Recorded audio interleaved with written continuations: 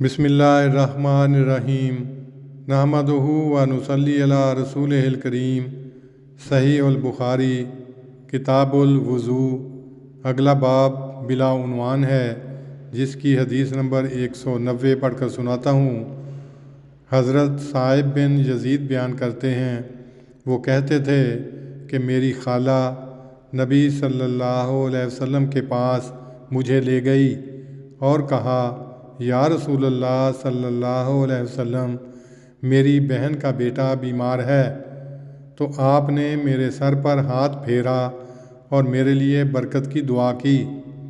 फिर आप सल्लल्लाहु अलैहि वसल्लम ने वज़ू किया और मैंने आपके वज़ू से बचा हुआ पानी पिया, और फिर मैं आपकी पीठ के पीछे खड़ा हो गया और मैंने नबूवत की मोहर आप सल्लल्लाहु अलैहि वसल्लम के दोनों कांधों के दरमियान देखी।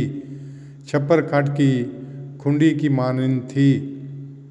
इस हदीस की तशरीह में लिखा है कि गुज़श्ता बाब और रवायत नंबर 187, 188 नीज़ 189 पेश करके इमाम बुखारी रहमहुल्लाह ने इनके ज़िमन में ये बाब बांधा है, जिसका कोई अलग उन्वान कायम नहीं किया, बल्कि इसमें सिर्फ़ एक रवायत लाए हैं। इस ख़ास तरतीब के इख्तियार करने से एक तो ये बतलाना मकसूद है कि ये बाब कोई अलहदा नहीं, बल्कि पहले बाब से पैवस्ता है, और दूसरा ये समझाना मकसूद है कि हज़रत सल्लल्लाहु अलैहि वसल्लम जो ख़ातमुन नबिय्यीन हैं, वो अपनी हर बात में एक ख़ास इम्तियाज़ रखते थे जो दूसरों को हासिल नहीं। चुनाचे इसी इम्तियाज़ की वजह से हज़रत साहिब बिन यज़ीद के बीमार होने पर उनकी खाला उनको हज़रत सल्लल्लाहु अलैहि वसल्लम के पास लेकर जाती हैं। आप उनको बरकत की दुआ देते हैं, सर पर हाथ फेरते हैं, अपने वज़ू के बचे हुए पानी से उनको पीने के लिए देते हैं।